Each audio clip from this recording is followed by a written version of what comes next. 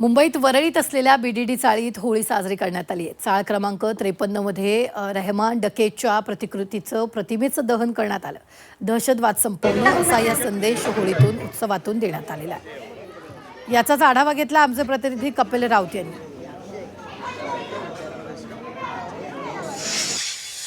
आपण मुंबईच्या बीडीडी चाळीत आलेलो आहोत आणि इथे एक वेगळी होळी, एक आगळीवेगळी होळी इथे तयार करण्यात आलेली आहे। तुम्ही बघू शकता रहमान डकेत म्हणजे जो एक आतंकवादीचं स्वरूप आहे, एक जो धुरंधर जो फिल्म आली होती, पिक्चर आला होता, त्याच्यामध्ये रहमान डकेतची भूमिका जी साकारण्यात आली होती आणि त्याचा एक प्रतिकारात्मक एक होळी इथे तयार केलेली आहे।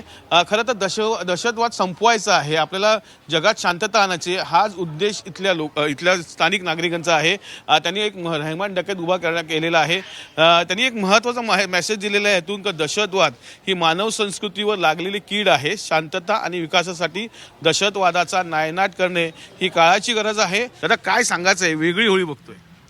वेगळी म्हणजे गेले 5-6 वर्ष आम्ही हा प्रयत्न करतो की लोकांसमोर असे जे मुद्दे आहेत ते पुढे आणायचा प्रयत्न करतो। तर ह्याही वर्षी आम्ही तेच दाखवून देण्याचा प्रयत्न केला आहे की दहशतवादावरती आम्ही म्हणजे आमचा हे टॉपिक दहशतवाद आहे आणि आम्ही जो पुतळा साकारलेला आहे तो रहमान डकेतचा आहे।